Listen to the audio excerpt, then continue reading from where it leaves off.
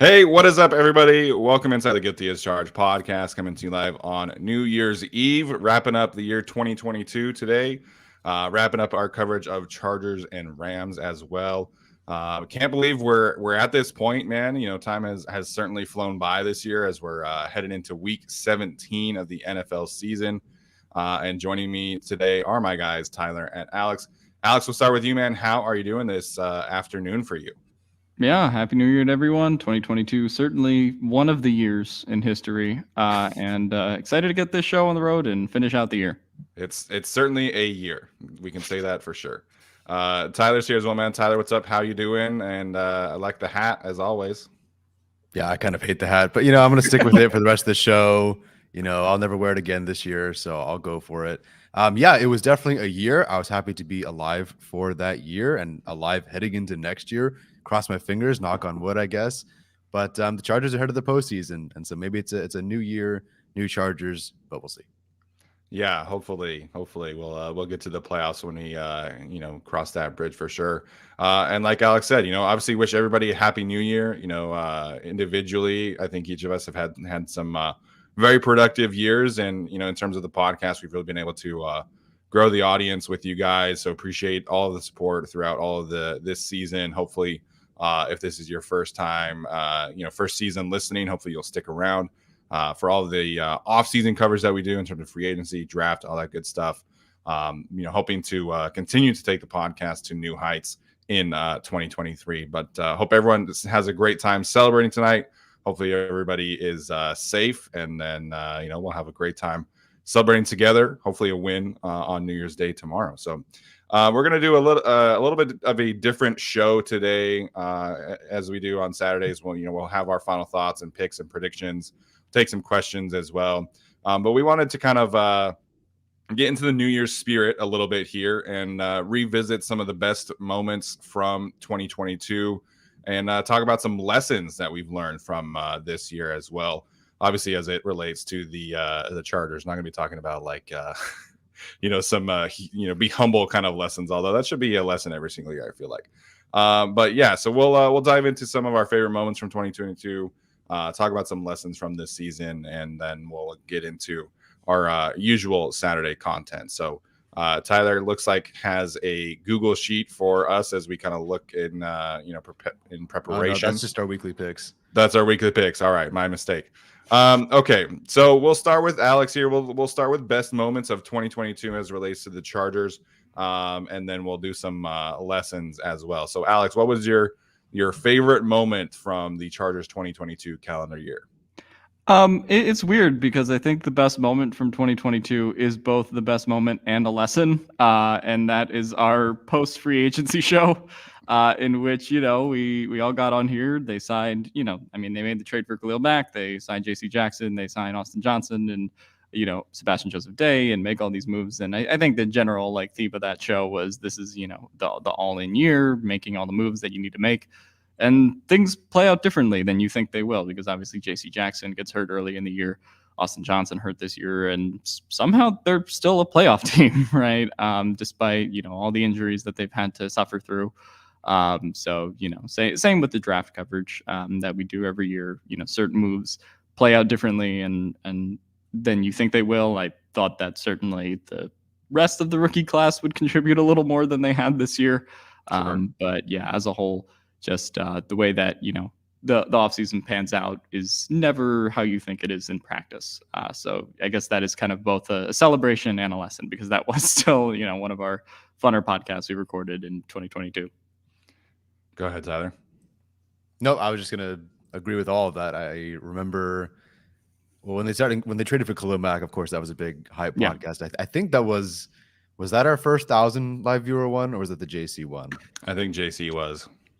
Don't remember. Either way, it was a lot of fun.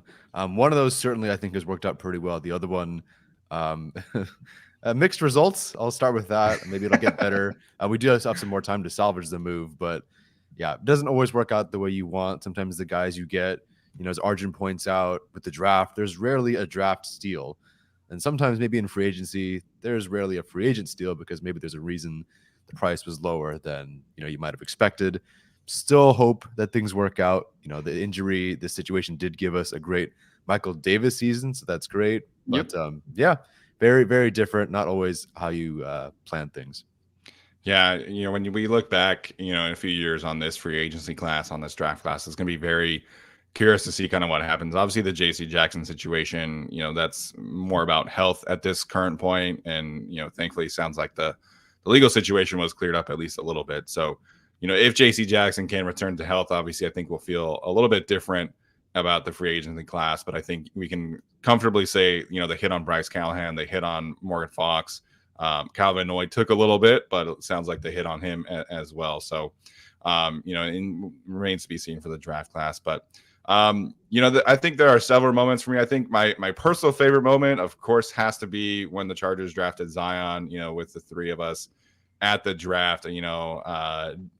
What a rare time where the Chargers get the guy that you want and advocate for. Different situations. Obviously, I really wanted Rashawn Slater in the year before that, but never really thought that they had a chance to get him. And then obviously, certain cards feel that way. But them choosing Zion was a lot of fun, and obviously being there at the draft physically to see it was fun as well. In terms of the actual season, I'm gonna go with a very underrated moment for me is the Derwin interception against the Cardinals when he was covering DeAndre Hopkins. Which obviously prompted Kyler Murray to say that schematically the Cardinals were kind of fucked after the game.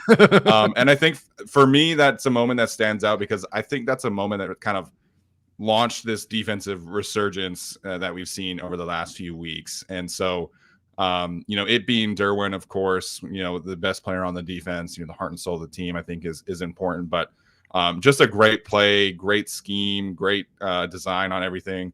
And it was a fourth down chance as well. So the Cardinals really still at that point had a chance to win. Obviously, the Chargers only won by 1 point. But that to me is a moment that stands out in the season that kind of propelled the Chargers to this postseason run, specifically on defense over the last few weeks. Yeah, and I mean that Cardinals game as a whole, them driving down, getting the 2-point conversion to Gerald Everett. I mean, to me, that's a season-defining moment. If they lose that game and don't get the 2-point conversion, or don't, rally or play like they did in the first half for the second half of that game, I don't know if we're sitting here talking about the Chargers as a playoff team. Granted, it depends on what the rest of the AFC kind of would have done.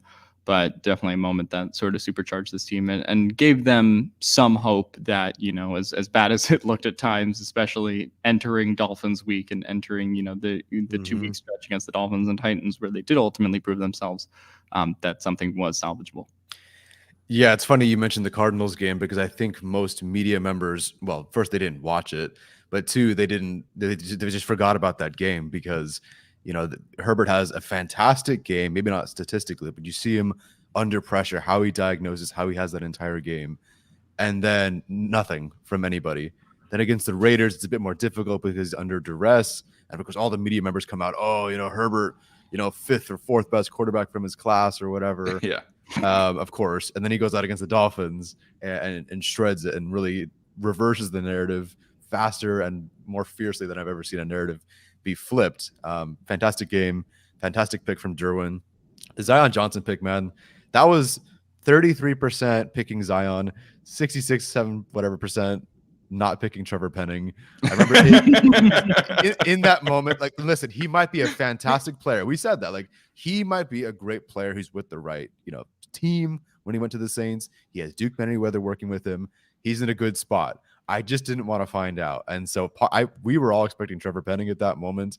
Of course, like Alex said, how you view things in free agency, Trey Pipkins worked out way better than everyone but Trey Pipkins. And really, that's probably it. And his mother. And Duke probably. And Duke. And probably Duke. Yeah, I'm sure even Duke was a bit surprised because, he said he improved the most.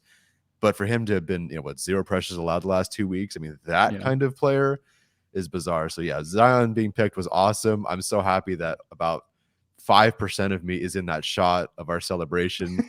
Just Steven and Arjun and like my eyeball in like one frame. That was a good moment. That was fun being at the draft. Yeah, it really was. And I think you can certainly play the what if game in terms of, picking that spot, who they would be, selecting, whether it be, they could have taken, obviously, Traylon Burks went the pick after that. That hasn't necessarily been, super panned out. I mean, Daxton Hill, that was a commonly mocked player there, but he's been a good player, obviously, but how does he fit in with this group?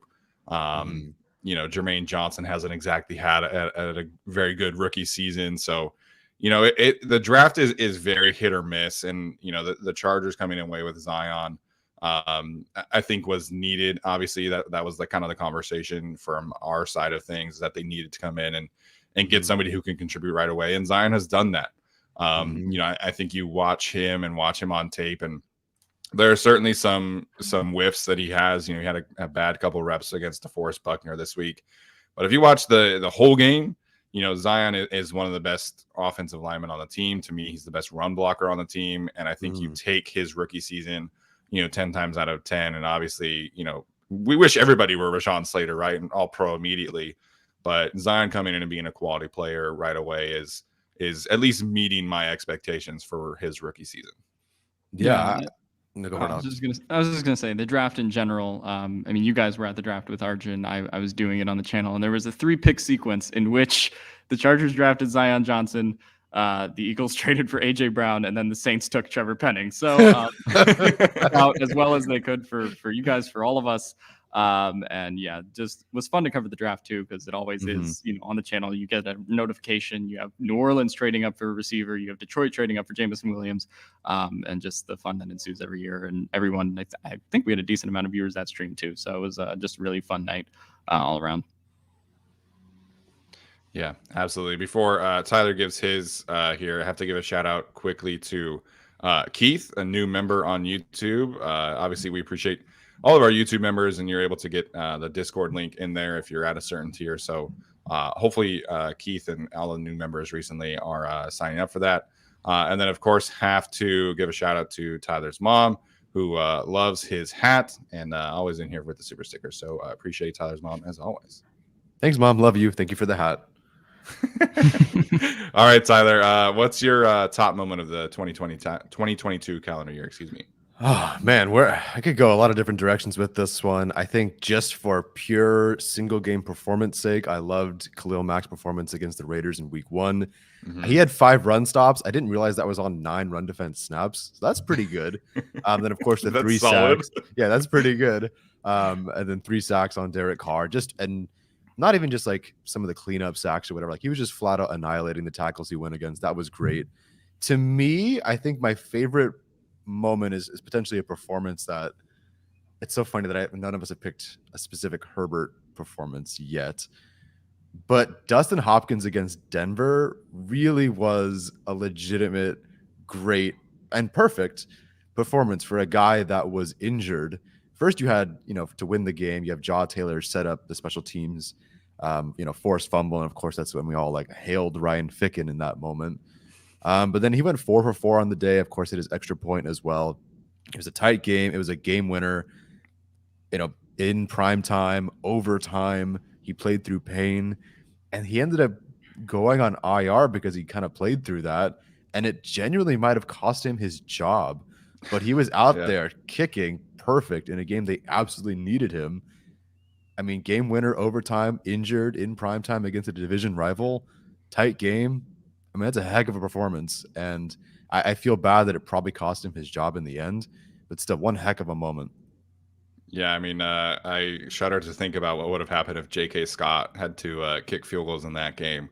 Not to say it would have been as bad as Drew Kaiser. As Drew Kaiser, yeah. But that would shout out to Dustin Hopkins, of course, man. Rightfully got AFC special teams player of the week. All right. Any other moments that you guys want to shout out here before we get to some of our lessons? I think Herbert against the Dolphins is the pretty big one this year. If you're just talking about a single game performance, and that was one where I fell asleep during the game and watched it the next morning. But yeah, I mean, just an absolute privilege to just watch him play. And you sort of just look at the stat line, and this is sort of like the narrative with Herbert, and how this offense has been this year. It's had 300 yards that game, obviously had the 1 touchdown, but nothing would jump out to you in that stat line in the way that, someone had, 4 touchdowns or 400 yards or something, right? But then you just watch the throws, and the clinic that he put on that defense Yeah. was just absolutely insane, and really Mhm. saved the Chargers season, from what it would have been. They come into that game incredibly shorthanded. You have poor Foster Sarrell getting blown up by Jalen Phillips, and spin moves every play, and Herbert, through all of it, finds a way to grit the Chargers to win that game, while also putting up 360 yards and a touchdown. For me, when we talk about Herbert's 2022, which isn't as flashy as, say, statistically as his 2021 or his 2020, those are the kind of games where I'm like, this is why he's better than he was in those years, right? The ability to kind of just drag the team to that win that, they really weren't supposed to have. So for Herbert to come through in that game was just really impressive to me as a whole. Yeah, I think you could make a similar argument for that final drive against the Titans, where he's clearly not having his best performance. I mean, I think it was a solid performance after watching the tape, but, you have the 2 interceptions. You're just not able to get anything going against a bad Titans defense. And then you have this, awesome 2-minute drill where you have this great throw to Mike Williams. So, I think if somebody picked that throw to Mike Williams as an individual top moment of the year, I could totally understand that. Given the circumstances that they needed that to win the game, and it didn't necessarily like catapult them to new heights or anything like that. But I think Justin has really been a very clutch performer when given the chance. And I think you can point to that 4-minute drive against the Chiefs on Sunday Night Football to give themselves a chance with ending with the Josh Palmer touchdown as well. So Justin has had some great clutch situation moments, and I think that can not be overstated enough, especially dealing with his own injury and all the other injuries and things like that have happened this season. Yeah, both Chiefs drives. I know that he didn't win either game, but the one with the cracked ribs in the first game, well, it wasn't even a go-ahead touchdown, but just to see that dart to DeAndre Carter, the touchdown to Josh Palmer. Again, they didn't win. He did throw the pick 6, albeit not his fault. But still, you see, like, this dude's a warrior, and we really hadn't seen, because he's never had an injury like that we've seen from him. Banged up maybe a couple times in some games, but in that particular moment, as much pain as he was in, I mean, the play before, he threw the ball in the dirt instead of running 2 yards for him, a wide open first down. Yeah, because he literally just couldn't do it. And the next play, he throws a dart to DeAndre Carter, one of his best throws of the year, and then he ends up with the Josh Palmer touchdown. Amazing, and really just kind of symbolizes what the Chargers have had to do this entire year. Like, you're hurt, you're banged up, it's not going all that well, but you keep fighting. I think Justin Herbert is obviously leading the team there. And then just the go-ahead touchdown against the Chiefs, like you mentioned on Sunday Night Football. Again, they did not win, but that's not his fault. They put up 27 points. They did enough, I think, to win, and he did lead them down the field for a touchdown. Again, 4th down, huge, 51-yard bomb to Keenan Allen, one of the best throws you'll see all year. So you just, again, didn't win either of those games, but like, that's your quarterback. This is the quarterback you want to have on your team, because he can rally your team, whether he's banged up or down 7 or whatever. Like, he's going to keep fighting. Yeah, great point from Chorizo Compapas here. That throw against the Chiefs, I assume he means the Chiefs, on 4th down with broken ribs after he could barely muster that throwaway, had him almost in tears. That's my quarterback TO moment for sure. I think that was really when we started to appreciate, just the sheer toughness of Justin Herbert in a way that, we hadn't seen yet. I mean, obviously we had, the torn ACL game from Phillip Rivers, and this year we get the broken ribs game from Justin Herbert, and really the broken ribs season. Yeah. Quick shout out as well from Renee who for the super sticker. It is also Renee's birthday today, so Renee, happy birthday. Hope you have a doubly good time celebrating tonight. All right, let's get to some lessons here from 2022. I'll kick this one off first. I think for me, one of the biggest lessons, we talked a little bit about free agency, but my biggest lesson is to appreciate great assistant coaching when you get it. And obviously sparked a little bit by Frank Smith here, and just the way that, he coached the offensive line last season. And there's just a different feeling. Everybody has kind of wondered, like, what's the difference in terms of like pass protection? Why is Justin Herbert getting sacked more? I think there's certainly some personnel issues, like obviously not having Rashawn Slater, not having Corey Linsley for stretches. Matt Filer regressing a little bit. Some of that is obviously impacting things, but I look at just the way that Frank Smith had that unit last year buttoned up constantly. And it's not like it was totally perfect. I mean, we had 4 games of Ode Ibushi, which was really good. We only got a half of Brian Bulaga, which is like so crazy to me to look back on the fact that Brian Bulaga was still on the Chargers last year. Technically speaking, I mean, Storm Norton was playing the whole season. Michael Schofield played 12 games. So it's not like Frank Smith had like this elite offensive line to play with. And, the protection plans every single week, I always look forward to watching them. And it's just a different kind of feel this year. Again, I understand the personnel has not been fantastic, but there's just some communication things that I think made me kind of miss Frank Smith. So in that same vein, I want to give a big shout out to 3 assistant coaches in particular. Obviously, first and foremost is Ryan Ficken. We've talked a lot about him on this show. I think for me, kind of looking back at some of the things that happened in the offseason that Ryan Ficken has hit on, he was a big advocate for J.K. Scott and his signing. That has worked out very, very well for the Chargers. And not to say that J.K. Scott is this elite punter, but, he's second in the league in hang time right now. He's first in the league in fair catches. So Ryan Ficken had a plan. He knew what he was looking for. He identified his guy and went out and got him. We also heard from Tom Telesco leading into the draft that Ryan Ficken was going to be very involved in day 3 in identifying some special teams fits.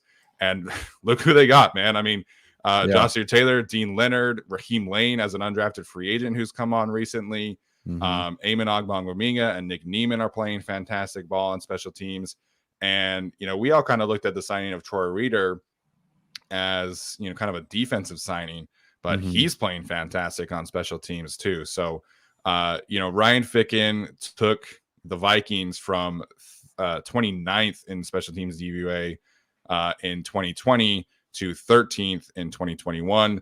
This year, he's taken the Chargers from 28th. They're 11th right now. So Ryan Ficken, to me, deserves a huge shout out. Probably a sneaky head coaching candidate after next season if he's able to kind of keep this up, because he's great in player development. He's clearly got an eye for talent evaluation. And frankly, turning the Chargers special teams around should be a huge feather in anyone's cap. The other 2 I wanted to shout out are Derek Ansley and Jay Rogers. Derek Ansley has really been crucial in the development of several guys. Obviously, Santi Samuel Jr. has taken a pretty big step this season, a very viable player. I mean, Joshua Taylor, both ways here, has really come in and played well in his moments as a rookie. And the big one for me is Alohi Gilman, and the way that Alohi Gilman has kind of turned his career around. And, Tyler mentioned a few weeks ago, just consistently beating out players that have been brought in to replace him. And Alohi has played incredibly well over the last few weeks. And then Jay Rogers, man, like I know everybody has made fun of the run defense, but it has never once been about the defensive line. And you talk about playing through attrition and like getting the most out of your guys. And I know people like to point out Braden Fehoko. Obviously, that's kind of the big one. But, I mean, Chris Hinton has looked good. I mean, he had a great pressure against Quentin Nelson last week. I mean, Christian Covington was better this year. I mean, Otito Ogbonia was really flashing. And none of us were really super excited about that draft pick. So Jay Rogers has done tremendous work this year and dealing with all of the injuries that have happened. His ability as a coach to get the most out of that group, I think, is something that deserves a shout out. So it was Frank Smith last year. I think he deserved a lot of credit for everything this year. I think Ryan Ficken, Derek Ansley, and Jay Rogers have really earned their keep this season as assistant coaches, and definitely wanted to give them a shout out as we try and appreciate what we have in that regard. I love that. I didn't think to go that route at all, but that's wonderful. And yeah, you can definitely start with Ryan Ficken, because every move he makes is like the Midas touch. Everything seems to turn to gold. He's like, oh, I don't want JT Woods out there. I don't want, Mark Webb. Let's go with Raheem Lane. I trust him, to send him out and smack some guys like, okay, DeAndre Carter just got hit really hard. So Raheem, I want you to go out there and just kill that Dolphins player. And he does it. And of course, Carter, picks up good returns, against the Colts last time on Monday Night Football, a great tackle like at the 11 on kickoff return. The pick of Jaw Taylor, Dean Leonard, Jaw Taylor forcing the fumble that won them the game. We just talked about special teams winning them the game. How many times has special teams won the Chargers the game? Really, like not necessarily at the very end, but just throughout the game. Just a really, really solid performance against the Cardinals. DeAndre Carter, his return with the amount of time that they had left, they needed a big return from Carter, and he got them there. I don't know if they would have had enough time for those 20, more yards that Carter picked up. So that's a great one. But Jay Rogers, what a job he's done. Couldn't salvage Jerry Tillery, but I suppose at that point, if Jay Rogers he's not perfect, then nobody can, I suppose. But we heard about this great, interior defensive line coach. For some reason, he was coaching the edge rushers last year. This year, back to his normal spot, and really, everyone that's been healthy has either looked good or is having a career year. And I also want to shout out, to that certain extent, an unsung hero, because he's their, personal trainer, I guess. And that's Coach Ed, who works with half of this interior defensive line group during the off season. So that's Sebastian Joseph Day, Otito Ogbonia, Morgan Fox, and I think Hinton as well. Yep. So he's been working with those guys. He's maybe a big part of the success as well. Morgan Fox looks fantastic, and anything that really took Jerry Tillery off the field a bit more and then eventually off the roster, not bad. So yeah, a lot of unsung heroes in terms of the coaching staff. I know we don't love all the coordinators and members of the coaching staff, but they did, like last year, but now maybe more on the defensive side of the ball. They have more guys that I really believe in, or at least I believe in them more than I did last year. Yeah, I mean, I think the coaching staff is definitely, a big thing to talk about in terms of the players that have been picked. And I think preseason really mattered this year, right? In a way that, you sort of expect to go into the season. It's like, okay, my wide receivers are Keenan Allen and Mike Williams and Jalen Guyton, Josh Palmer. Maybe this, DeAndre Carter guy is like the fifth, and he winds up being a Pro Bowl alternate because of injuries. And then, of course, we talked about all the guys that we, sort of pumped up in the preseason. Michael Bandy ends up playing some really critical snaps for this team, when guys were down, obviously. Joe Casiano gets an awesome sack against Tennessee. Unfortunately, gets injured right after, which kind of sucks. But, as a whole, just all of the guys that we talked about in the preseason and sort of raved about and, promoted in that way for this team, them, playing these big moments, I think is, really important and really surprising just as a whole. And then, obviously Ryan Ficken kind of manning the special teams through everything it went through, here's Dustin Hopkins, here's, oh God, who was the kicker who won against Taylor Cleveland? Bertolet. Yeah, there we go. Bertolet, and then, Dicker the kicker now, right? So there's been so many changes through that special teams. Obviously, we talked about J.K. Scott a lot in the preseason. He ends up being a guy that, ends up proving himself as the punting job he'd done this year, improving a lot over, what Ty Long did there last year. So, I think just as a whole, the contributions that the Chargers have gotten from guys on defense that really were not supposed to start in any capacity, certainly at least from week one, I think has been monumental. And obviously the coaching staff and all the guys that Steven talked about is instrumental in that. Yeah, I didn't even mention the three kickers. I mean, what other special teams coordinator from the Chargers has been able to handle that kind of transition throughout the season? This is an interesting one too. I didn't necessarily think about Michael Wilhoit, aka me, I guess my doppelganger, if you want to point that out. Yeah. But Solo Man kind of pointing this out too. I mean, Drew Tranquil is one of the 6 or 7 best players on the Chargers this year. I mean, Kenneth Murray has certainly developed throughout the season and made some real progress over the last few weeks. So Michael Wilhoit is another one that I think could deserve a shout out as well. Yeah, that's a great one. I mean, last year with Kaiser White, career season, barely gets paid. That's a whole other thing. You insert Drew Tranquil, and he has a career season by a million miles. Part of that's just staying healthy and the scheme and the opportunity. But yeah, he looks fantastic. I mean, spin move versus Quentin Nelson. I don't know when you're practicing that, but it looked great and legitimately only missed a sack because of it. And yeah, Kenneth Murray was not great to start the year. Wouldn't say he's even a good player right now, but he's an improving player. And at this point, that's just all I want to see. Well, I would like to see a great player, but improving is certainly good. So yeah, Michael Wilhoit, pretty good one. Yeah. Absolutely. All right, Tyler, we'll go with you next here. What's your big lesson from 2022? Yeah, that's not sitting on your hands and doing nothing after the draft. Commit to some post-draft moves. Where would the defense be without the guys we just mentioned? Morgan Fox, Kyle Van Noy. They're second and third on the team in pressures. They have a combined 62 pressures and 9 sacks on the year, and these are post-draft moves. Bryce Callahan's one of the best slot corners in the league. For a while, he was arguably the best corner or even defensive back on the team. And these guys combined to make under $5 million this year. And the Chargers probably have 2 more losses if those moves aren't made. If you don't have Morgan Fox, you don't have Kyle Van Noy, you don't have Bryce Callahan, they're not as good of a team, not even close. And so you can just see that post-draft moves like that are huge. On the flip side is doing absolutely nothing, and that's bad. You letting Foster Sarell be your right tackle after Trey Pipkins, or just not even having a right tackle backup, plan really at all, or at least a good one, is very frustrating. Jamari Salyer should really not be playing left tackle, and I doubt that was even the plan. But things just turned out so bad because they didn't do anything else to bring in real competition that they had to turn to him. Now, thankfully, it's worked out as best as it really possibly could given the circumstances. Yeah. But the wide receiver moves, the lack of a true other tight end, the lack of tackle help. Not that the offseason, you're not able to do everything you can in the offseason, but at some point, watching Foster Sarell get beat up the way he was, or just knowing that you were going to start him. And really, if the offensive coaching staff had that little confidence in Storm Norton, something should have been done.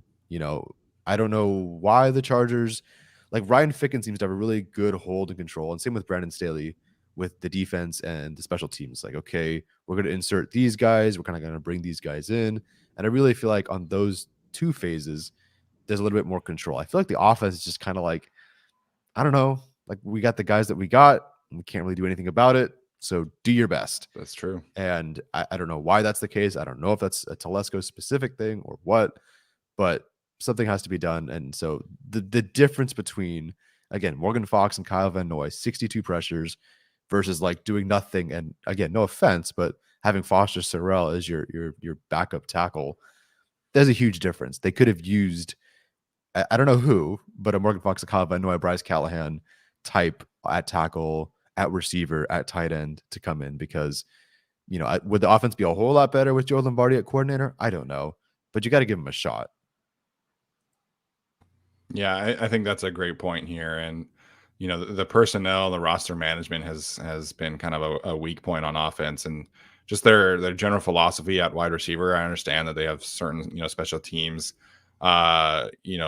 things that they, in terms of the roster, that they have to hit, right, that they need those kind of back ends of the spot. But I mean, they've carried 4 active receivers on the roster on game day, like I think the entire season. And there's one point against I think it was the Titans where DeAndre Carter got a little bit banged up on a punt return, and it's like, okay, for the rest of the game, you're potentially looking at Mike Keenan and Josh Palmer. Thankfully, DeAndre Carter was okay, but they were always just like the one injury away from receiver, and it came to a head against the Seahawks, where against the Seahawks they're trying to come back, and they have Jason Moore, Michael Bandy, and DeAndre Carter as their only receivers because Mike Williams had gotten hurt because Keenan Allen had hit his snap count threshold. So for whatever reason, the offense is just kind of behind in that regard, and outside of play calling and stuff like that, the personnel management on offense is certainly lacking. So I think that's a good point, Tyler. And obviously you hit kind of positive sides and negative sides there. Yeah, I think roster construction as a whole, we talked about that, plenty of times on offense and defense, and which guys they're elevating from the practice squad one week, which guys they're not. I think that's definitely some of the story of 2022 in terms of, some of the moves the Chargers didn't make. But yeah, as a whole, I think you sort of question why there's been so much development in terms of, some of the, depth guys on the defense versus there just hasn't been that same development of some of the depth guys on offense. You would have liked to have seen that, a little bit more. But, at the same time, they are paying, top dollar for, I guess, some of the guys on offense. And obviously the defensive injuries, sort of gave some of those guys a chance to prove themselves. But at the same time, you just do see a a little bit more of that development from the practice squad, undrafted, late round guys on the defensive side of the ball than you do the offense. And that is, I think, the concerning thing going forward a little bit. But yeah, so I think the Chargers nailed some things in terms of roster management that ended up kind of saving them towards the end of the season, right? We talked about the post-draft signings of Bryce Callahan and others. Who knows where the Chargers would be without those moves. But then, you would have liked to have seen them at some points this season be a little bit more proactive than reactive, or even be reactive when things are going bad, because they kind of weren't. Yeah, I would have loved, like the equivalent of signing, Chris Hinton or something like that, a right tackle. Like, that'd be fun. All right, Alex, your big lesson from 2022. I mean, I don't know if I have like a super big lesson here, other than just kind of going in with the season playing out differently than you expect it to, is always kind of the story with the Chargers.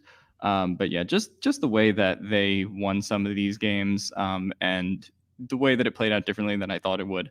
If you said that the Chargers were an 11-6 or 10-17 before the season, like most of us predicted, I would have believed you. But for it to happen in the way that it did, where it's the defense that's carrying the team the last 4 weeks, and it's the offense that's struggling, with Justin Herbert, that's not something that I would have predicted before the season. I wouldn't have predicted that Cameron Dicker would have 3 game-winning field goals, and 2 of them would be for the Chargers, when I didn't even know what his name was before the year started.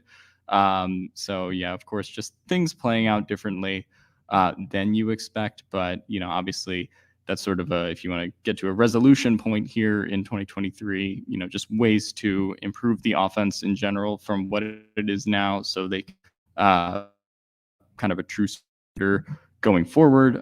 That's obviously something you want to see. And then, just as Chargers, in terms of the lessons of 2022, it is just kind of, this is a contending team now, and they should be in the position to do that going forward.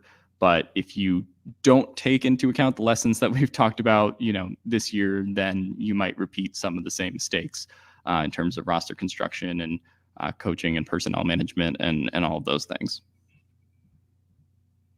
Yeah, no, I think that's a great point as well. I think, this team going forward has to treat themselves like they did this past season.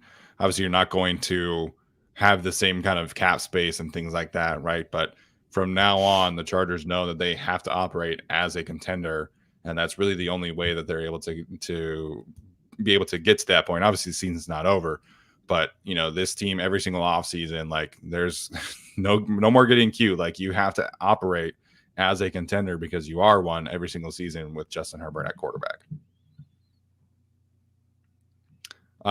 So one other thing that I think, just from a general football standpoint, I think that this season has really showed me how much a true legitimate tight end one matters for you. This is something that I have kind of talked about every single year or every single week on Twitter, every time I watch film. And obviously, I'm not every team is going to have a Travis Kelce or, a George Kittle, but even teams who have just like a consistent, capable blocker, capable receiver, someone who can actually operate on every single snap, what the Chargers used to have in Hunter Henry, for example, is something that really, really matters in today's NFL, as, the pass rushers continue to get, more and more athletic. And obviously, you have to be able to have that security blanket. So from a general football standpoint, I think I headed into this year kind of underrating the importance of having a true tight end one. I mean, the Vikings go out and trade for TJ Hawkinson, and that has paid real dividends for them. I think he's second in the league in receiving this year among tight ends. So this tight end class in the draft sounds like there's like legitimately 5 really good ones. Chargers need to get one coming out of next draft. So that's going to be a take for another time. But just, personnel rise, NFL football wise, like, tight ends are I think really incredibly underrated at this point.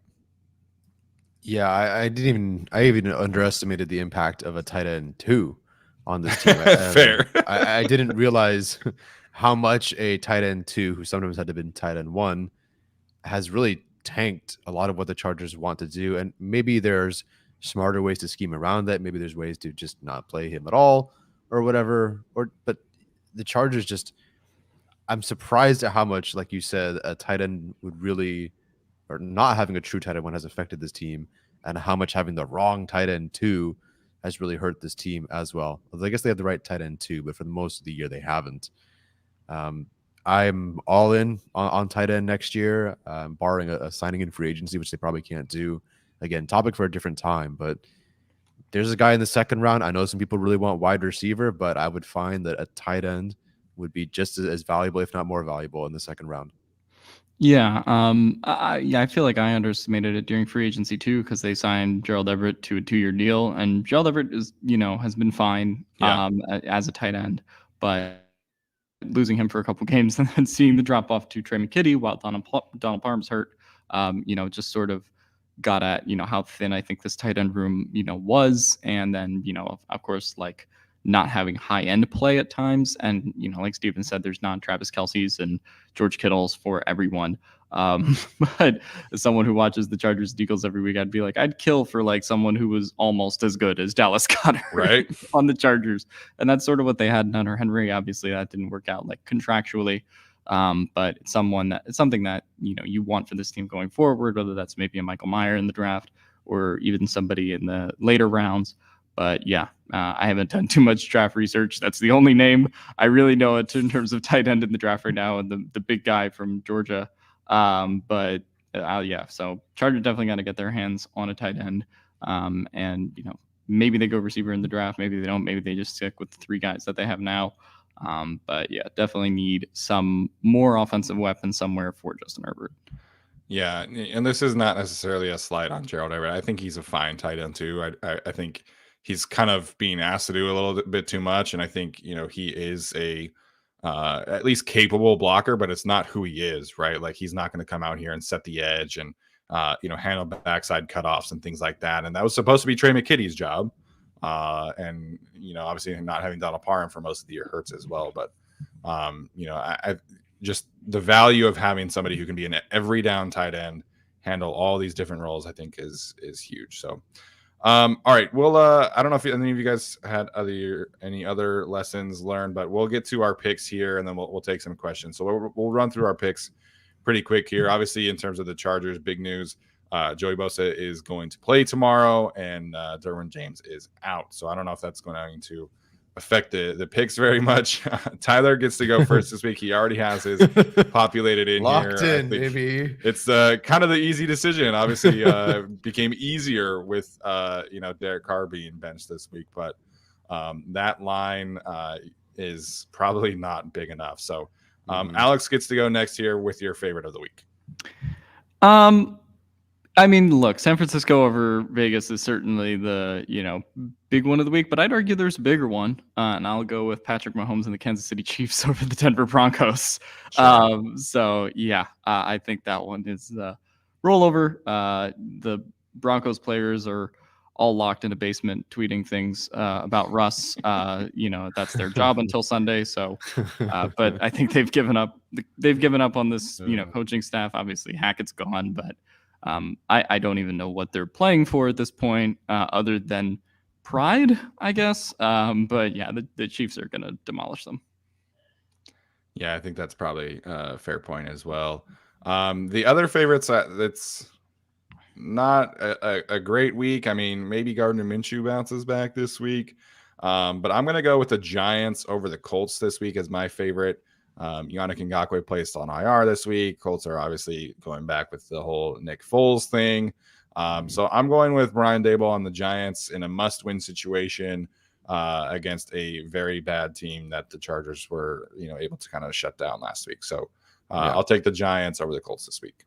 Did you see Austin Eckler's reaction to Nick Foles getting the start again? Yeah. He's like, again? Never mind. Like, he was not impressed last week, I guess.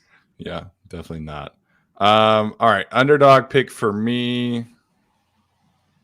Oh man, again, not a ton of great options here. Okay, I picked them last week. I'm going with it again. I'm going with the Carolina Panthers on the road beating Tom Brady and the Buccaneers and kicking them out of the playoffs. Please. We've been waiting. Well, not we, but the NFL media has been waiting and waiting and waiting for the Buccaneers to figure it out. I don't think they ever do. I think the Panthers are just a better coached team. They're playing harder. And, you know, the Buccaneers defense is not the same defense as old. So I'm going Panthers over Buccaneers. I like it. That'll be fun. That's Alex's Super Bowl 0.5. All right, Alex, your underdog pick here. Underdog of the week. I kind of want to go with that one. So, but sorry, it's not on the board anymore. The Vikings are still frauds, and I think Aaron Rodgers is going to bullshit his way into a playoff game. I fully believe it at this point, and all he needs to do is win 2 more games, and he also has to demand that Carson Wentz lose 1 game as the Commander starter, which is more than plausible. So I'm going to take the Packers over the Vikings. I think that the Packers have figured some things out. Still, some things kind of look ugly, but their defense has been playing a lot better as of late. And they got a home game at Lambeau. Very difficult for Minnesota to win there recently. And so, yeah, I'm going to take Aaron Rodgers. You can have it, but technically the Packers are favored. Oh, I just assumed they were in favored. You can have it. Yeah, you can move that down to your either or if you want. Well, there's some other games that are on the board that I might like. Underdogs. Okay, well, I screwed that one up. I'll take the Browns over the Commanders then. The Browns are There you go. The Browns are going to be Carson Wentz. I don't have many doubts about that. Yeah, I don't know, man. Sean Watson. We'll see how that turns out. I am going to go with the fraudulent Minnesota Vikings over the Green Bay Packers. I don't love it, but you know, it's Minnesota. They're winning these 1-score games, and you know, maybe it'll work out this week. I don't know. Wow, Cleveland Browns or Washington Commanders. What a game. Okay, well, my either or, I guess I'm gonna rip Alex's heart out and take the Philadelphia Eagles over the New Orleans Saints. They took it to the Cowboys and almost won. Thanks a lot, Miles Sanders. Yeah, I don't want to talk about that game. Anyway, yeah, I'll finish it up by going Packers over Vikings. Ooh, spicy. There you go. All right. Where do I want to go for my last one here? I'm tempted by the Lions, although I've picked them a few times this year. I don't want to overdo it. So I'm going to go with a team who I think is probably the best team in the AFC, in my opinion, and I'm going with the Bengals over the Bills. Game at home. The Bengals still have a chance at the 1 seed, so I think they're going to have a lot to play for. And Lou Anarumo, man, is just one of the best defensive minds in the league right now. So very excited to see what they do against Josh Allen. So I'm going with the Bengals over the Bills. Cool. I like it. Quick shout out to Everett O'Neill for the super chat. He says, Happy New Year's, guys. Go Chargers. Appreciate that. Everett, it's been a constant around this channel. So, you know, appreciate him and appreciate the super sticker as well. All right, let's get to our Chargers picks here. Tyler, kick us off, man. I have the Chargers winning this one 175-5. Any thoughts as to why you're so optimistic there? Brandon Staley hates Sean McVay. I don't know. Fair. Gerald Everett revenge game. Gerald Everett. Dude, Morgan Fox revenge. Morgan Fox revenge. Sebastian doesn't revenge game. We need Eric Banks Reader on quick. special teams. Yeah, exactly. Alex, your Chargers pick here. I'm gonna go Chargers 30. No, that's too much. That's too many points. That's way too many points. I'll go Chargers 24-14. I picked 23-13 last week, and if the Colts offense wasn't a potato, I would have been pretty close. But like the Rams can do things. I mean, they can move the ball down the field occasionally with Baker Mayfield's 4.1 ADOT. But yeah, this Chargers run defense is still kind of a work in progress. So I wouldn't be surprised if Cam Akers and maybe they put together a couple good drives. So I think this is still probably a lower scoring game. I don't think this gets too crazy unless either side starts committing a lot of turnovers, which I don't suspect happening because the Rams haven't really been doing that, too often in the last couple of weeks. Neither have the Chargers. So yeah, I'll say 24-14. Yeah, I think that's fair. Just really quickly, it is also an Ode Abushi revenge game. He is going to play. Oh God, I gotta change my score. Hold on. 25-12. Yeah, he just got a fine, so he is back. He won his appeal, so Ode will be playing. Obviously, the Rams going with a lot of other injuries, so I'm gonna take the Chargers as well. I had to laugh earlier in the week when ESPN put out their model prediction scores. They had the Chargers winning this game 44-12, and I was like, "Oh man, they're on the right track." That's what I'm seeing. They're on the right track. That's all I'm seeing. If the offense hits, greater than 30 this week, I think I'll be very, very happy with that output. But I'm always going to pick the Chargers to win. I'll say 27-17. So I think the Rams have enough on offense to at least make the Chargers sweat a little bit.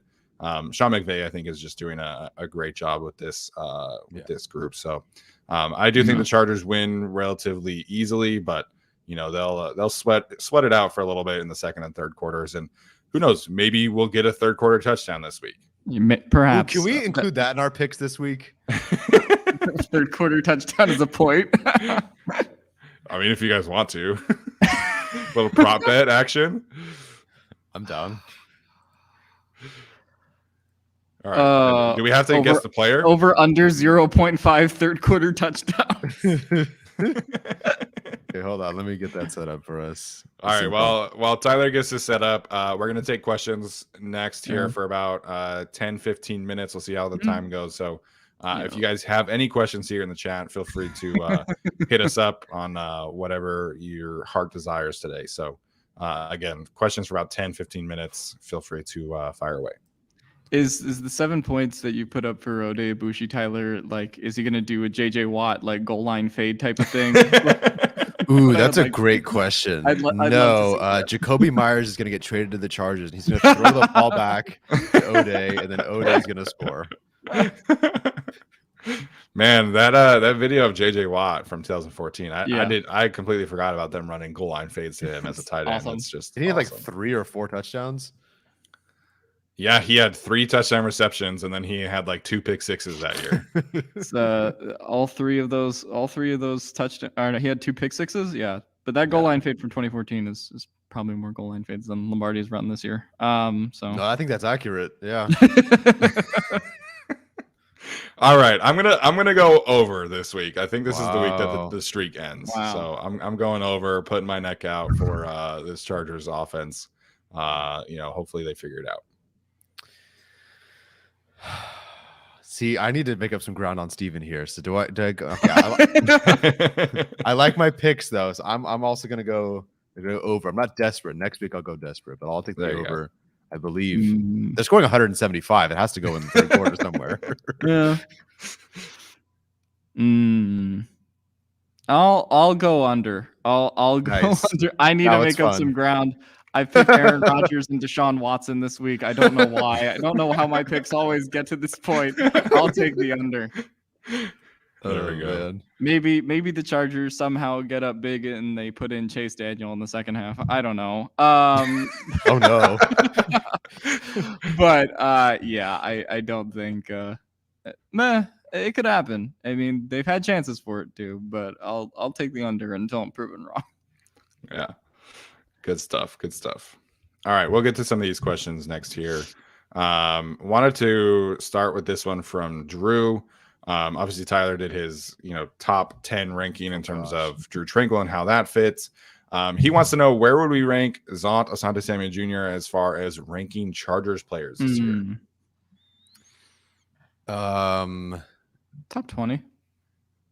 Oh wow, that's a little low for me. Well, he would be in the top 20, but I don't mean well, he's not in the top 10, is he? I mean, I'm just trying to think of the players. Right. I get what you mean. I think it's tough because statistically he's given up this like the 7th most passing yards in the league. So it's not like, he's been elite lockdown. Yeah. So not top 5. I don't think top 7 or 8. It really comes down to how you sort Davis, Asante Samuel Jr., and Bryce Callahan. Yeah. I'll say top 15. I mean, if I can think of 10 Chargers players off the top of my head, I don't think Asante Samuel Jr. would be in that group, but obviously he's played enough to put himself in that range, but obviously I'm not going to rank him over Austin Eckler and Mike Williams and, a bunch of the other guys that are in the top 10, including Derwin James, Joey Bosa, et cetera. Yeah, I guess I would also have to. You'd also have to factor in injuries here. Like, I mean, Joey Bosa obviously top 10 talent, top 5 talent, but I mean he's going to be playing his 4th game this week. So, right. Mike Williams missed a lot of action. I mean, obviously, if you make it 2022 this year, if you make it 2022 specific, then then I think you can make the case for him being top 10. Oh, I see what you mean. Okay, yeah. I just thought it was 22 specific. You're talking about just kind of in general. Oh, okay. Yeah. So that's sort of where I was thinking. But if we're just talking 2022 specific, then he's probably 10 to 12.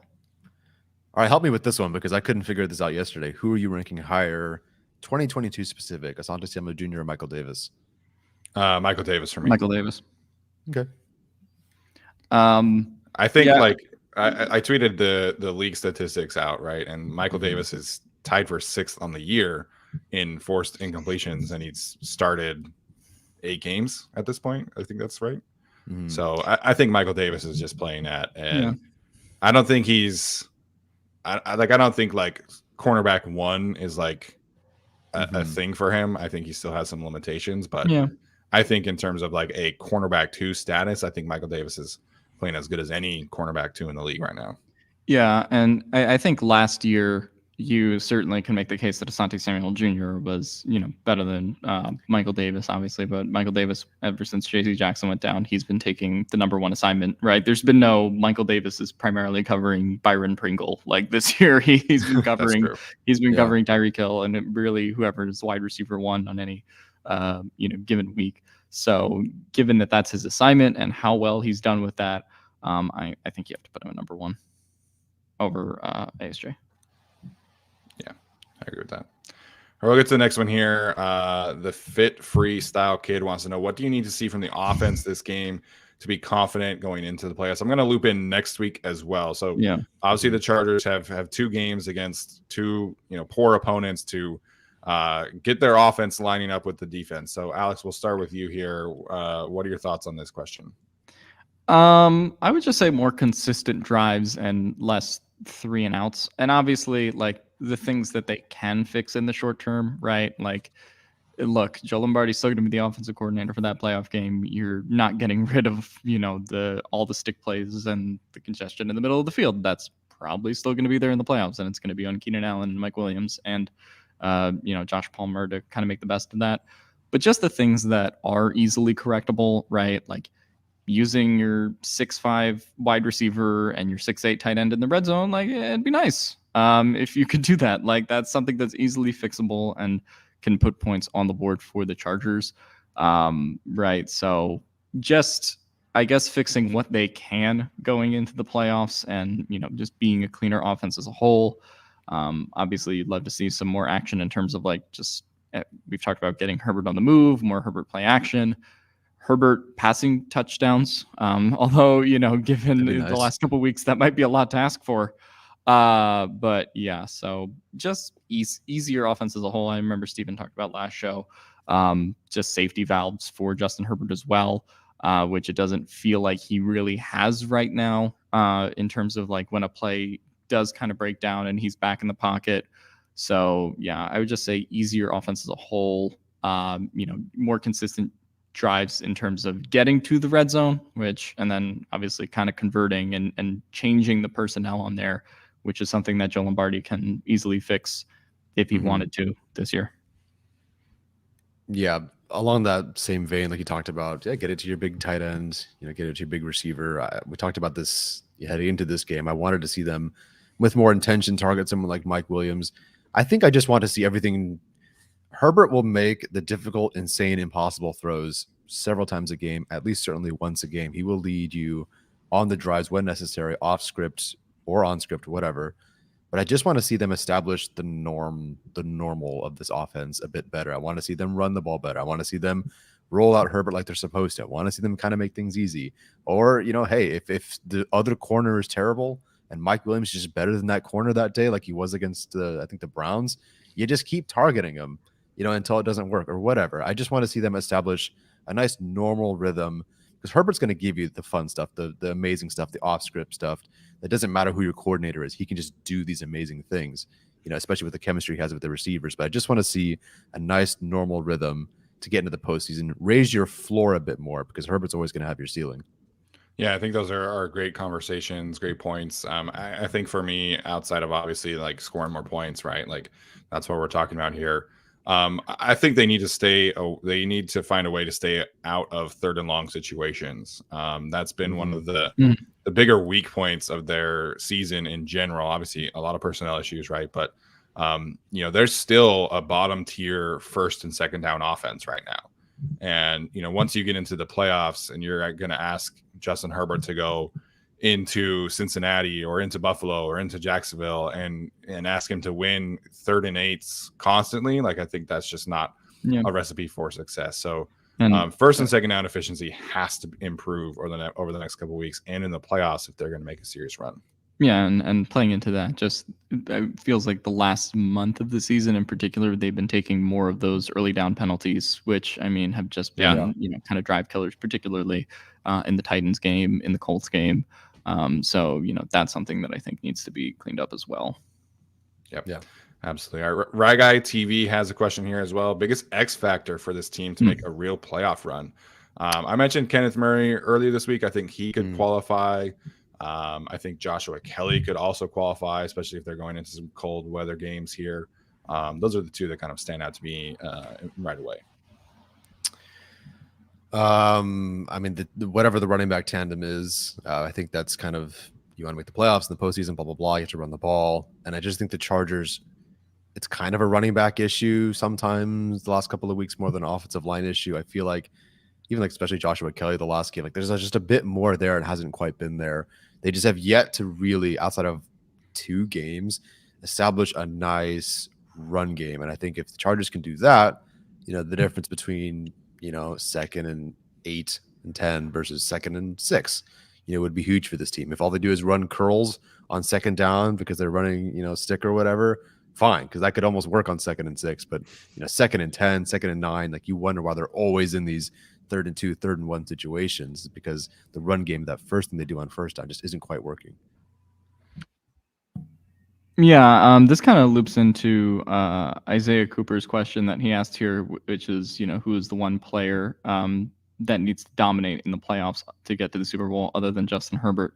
I really feel like when you talk about these teams that, not that the Chargers aren't talented, but obviously they wouldn't be picked against, the Bills or the Chiefs, in those kinds of games. And we saw this with the Bengals last year. If you have a dominant wide receiver performance for 2 to 3 games in the playoffs, that can really carry you. At this stage of his career, I don't think that guy is going to be Keenan Allen. Obviously, would love to see him in the playoffs and would love to see what he's going to be produced. But I'll go with Mike Williams. I think that, his size advantage that you can kind of exert over corners in the playoffs is big.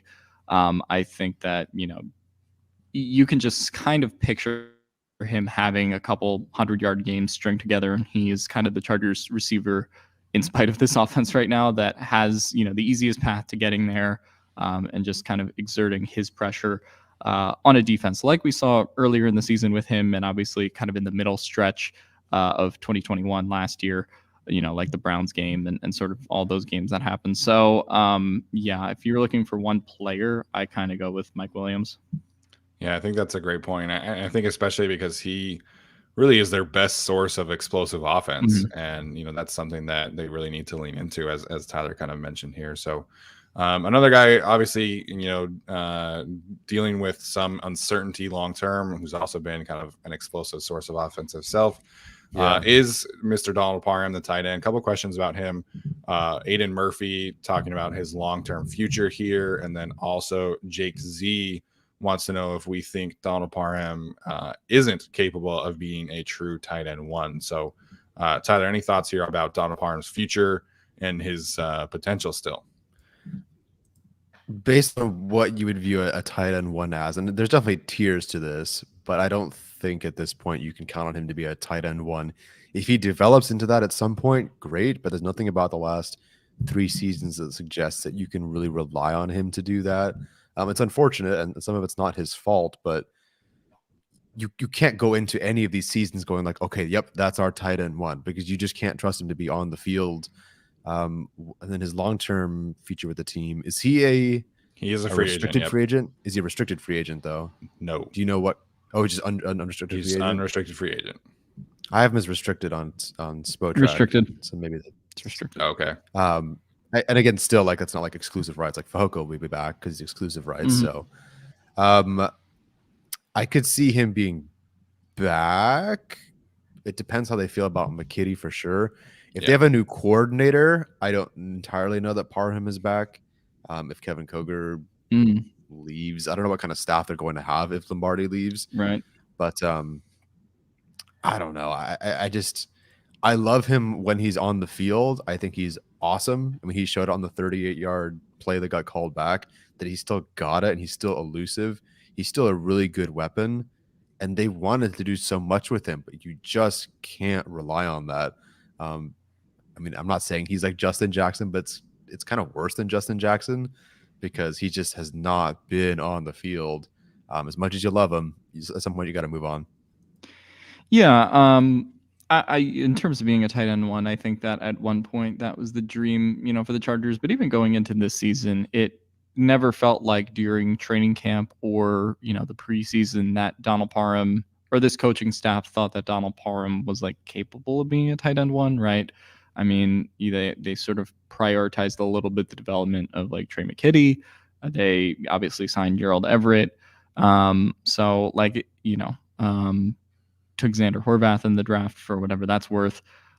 So like it never felt like Donald Parham was like a priority for the coaching staff this year in terms of like getting him to like have a breakout season. So in a way, I think the decision to potentially move on from him in terms of him being the tight end one was already being made. Depends on what his free agent market is this year too, because I think there's obviously an argument that you would want him back. I think this coaching staff would want him back to just, have him as a weapon, have him, have a full year in this offense, hopefully health permitting. But yeah, he's a restricted free agent. I don't imagine he would get a big money deal, but I would also, I can't imagine him exceeding really anything over like 2 or 3 million in the free agent market. Just don't think he's had that kind of season this year, unless a team like really wants to just take a shot on his potential. So at this point, I think it's possible he's back with the Chargers, but don't think he's done anything to really like guarantee that. Yeah, I don't think there's any guarantee here. I think I would lean towards bringing him back and letting him and Trey McKitty kind of battle it out for that tight end 3 spot.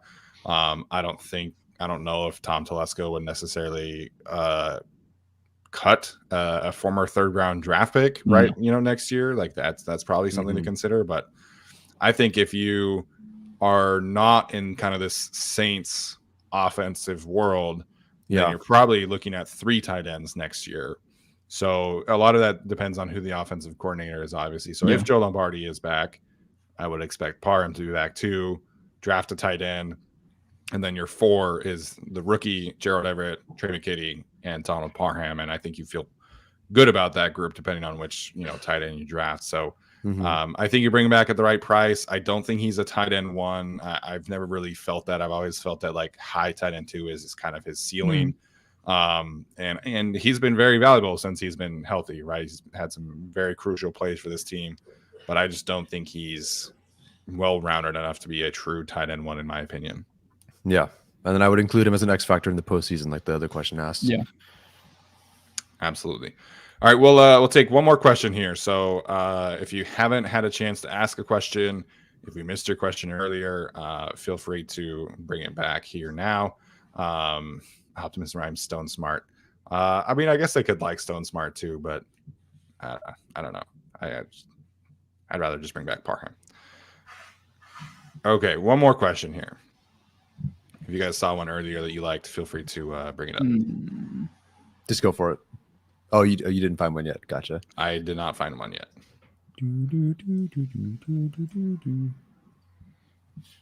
What better way to end the year than a food question? If you'd like to submit it in the live stream comments below.